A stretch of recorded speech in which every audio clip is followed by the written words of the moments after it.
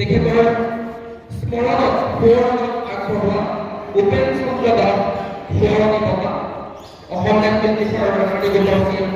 দীপেন দাসে প্ৰথমে শ্ৰেষ্ঠ দলটোলৈ ট্ৰফি আগবঢ়াইছে।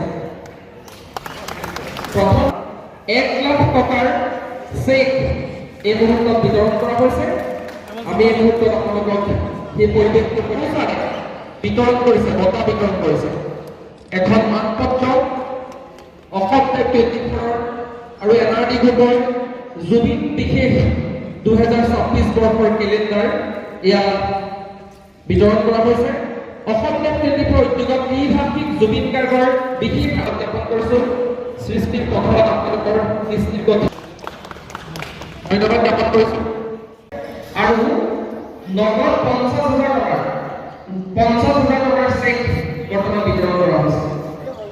ইয়াৰ উপৰিও বিবাহৰ উপহাৰ থাকিব, পুৰস্কাৰ থাকিব। সমান্তৰালভাৱে অসম টাইপ 24 জুবিন গাৰ্গ বিষয়ক যি কেলেণ্ডাৰ, সেই কেলেণ্ডাৰ যোৰহাটত ঐতিহ্যমণ্ডিত যিটো ঢেকীয়াখোৱা বৰনামঘৰ আছে, এই বৰনামঘৰ মহাপ্ৰভু মাধৱদেৱে প্ৰতিষ্ঠা কৰিছিল।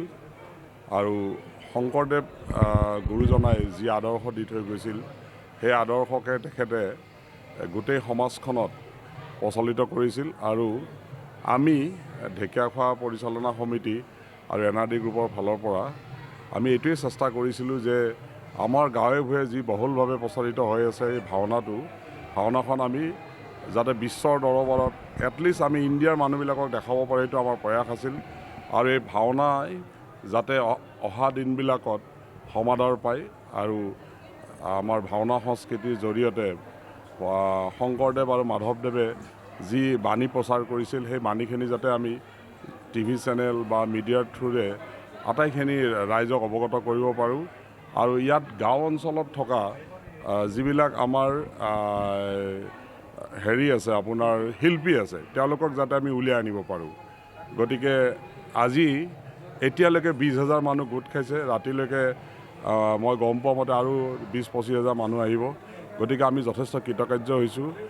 আমাৰ উদ্দেশ্য এটাই আছিল, ভাওনা সংস্কৃতিটো বহুলভাৱে প্ৰচাৰ হ'ব লাগে আৰু সকলোকে ভগৱানে যিবিলাক শংকৰদেৱে যিবিলাক বাণী দি থৈ গৈছিল, সেইবিলাক অৱগত হ'ব লাগে। আৰু তেওঁলোকে কৰি থৈ যোৱা কামবিলাক যাতে আমি ধুনীয়াকৈ প্ৰচাৰ কৰি যাতে ৰাইজক আমি সজাগ কৰিব পাৰোঁ, সেইটোৱে আমাৰ উদ্দেশ্য আছিল।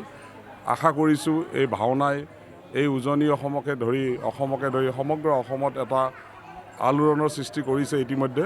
কালি মই এখন ভাওনা TVৰ জৰিয়তে মই চাইছিলোঁ।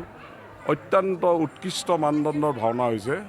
আৰু আমি কৰিম আৰু সকলোৰে পৰা ৰাইজে যিখিনি আমাক মৰম চেনেহ জনালে তাৰ বাবে কৃতজ্ঞতা জনালোঁ আৰু শেষত কিবা যদি আমাৰ ভুল হৈছে যাতে ৰাইজে মাৰ্জনা কৰে কাৰণ দিগন্তদা আৰু আমাৰ কলিতাদাই যথেষ্ট কষ্ট কৰিছে গতিকে তেওঁলোকৰ লগত বহুতখিনি ইয়াত সংগঠনো আছে স্বেচ্ছাসেৱী সংগঠন আটাইখিনিয়ে যথেষ্ট কষ্ট কৰিছে মই শুনা মতে প্ৰায় 100-150 সংগঠনে সহায় কৰিছে আমাক মানে স্বেচ্ছাসেৱক বাহিনী আৰু গতিকে ইমানখিনি মানুহ চম্ভালাও টান গতিকে শেষত আটাইলৈ কৃতজ্ঞতা জনালোঁ এই মহামুখৰ পবিত্ৰ তীৰ্থক্ষেত্ৰত অসম লাইভ 24 এনআৰই গ্ৰুপৰ স্বত্বাধিকাৰ লিপেন দাস ডাঙৰীয়াৰ সহযোগত এই 5 দিনীয়াকৈ দৰ্শন ভাওনাৰ আমাৰ আয়োজন কৰি পেলাই আজি শেষৰ দিনত আমাৰ 2খন ভাওনাৰে পৰিসমাপ্তি ঘটিব